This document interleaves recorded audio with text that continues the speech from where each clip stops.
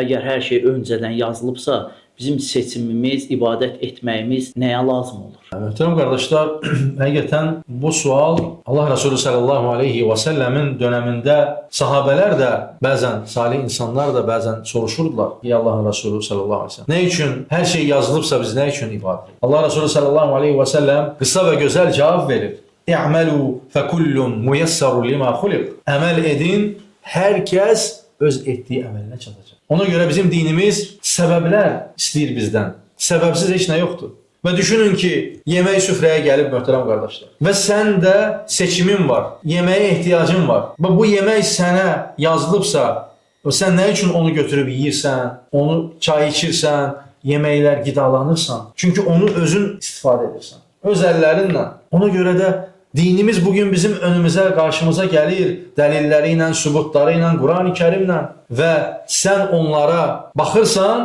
və nəfsinə ağır gəlir. Onu götürmək istəmirsən, onu namaz qılmaq istəmirsən. Və dünya işləri də elədir. Sən bir işdə mütəxəssis olmaq istəyirsən və sən o işi öyrənmək üçün illərini verirsən ki, onu öyrənəsən və o işdə uzman olasan. Səbəbdən tutmasan bu ola bilərmi? Əlbəttə olmaz. Ona görə dinimiz də belədir. Allah subhanahu wa ta'ala bizlərə hər bir şeyi göstərib. Elə bir şey yoxdur ki, dinimizdə o çatmasın bizə. Hətta Allah Resulü sallallahu aleyhi və səlləm ölümündən öncə buyurdu ki, Allahümmə inni bəlləq, fəşhəd inni bəlləq. Allahım sən şahid ol, mən çatdırdım. Hər bir şeyi Allah Resulü bizlərə çatdırıb.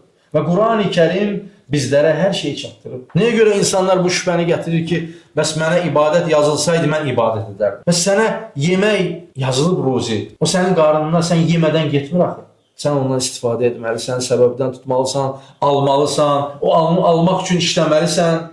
Bunlar da dünya işində olduğu kimi ona da səbəbə ehtiyac var. İnsan səbəbdən tutmalıdır.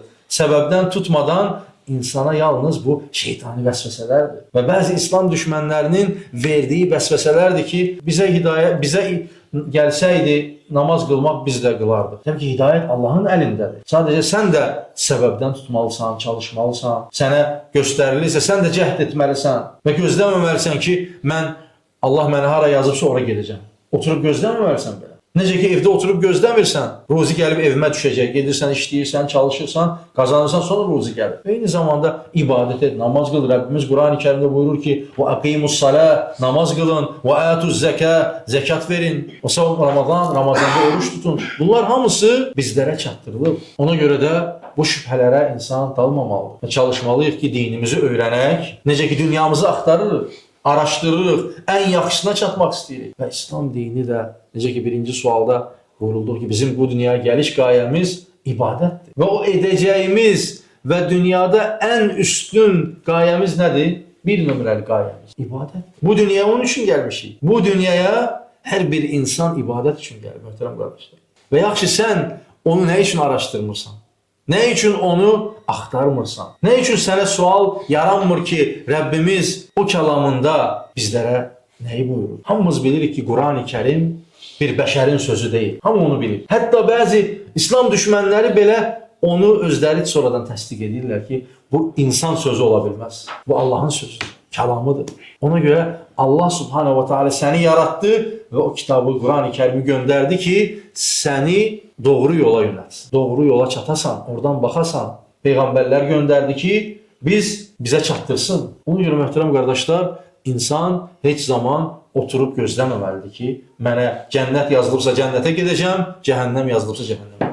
İnsan səbəbdən tutmalıdır, araşdırmalıdır, axtarmalıdır. Necə ki, bu dünyanın dalınca qaçırıq, günlərimizi, illərimizi, həyatımızı sərf edirik ki, dünyadan nəsə qazanaq. Ancaq axirət üçün deyəndə ki, niyə ibadət etmirsən? Vallahi elə bir acı cavab verirlər ki, hətta insan dəhşətə gəlir, deyir, vaxtım yoxdur. Mən o hayda deyiləm, mənim vaxtım yoxdur, vaxtım olsa baxarım. Ancaq bilmir ki, o insan bu dünyaya gəliş qayəsi onun ibadət. Allah subhanahu teala bu gözəl neməti, ibadət nemətini bütün müsəlmanlara, bütün insanlara nəsib etsin.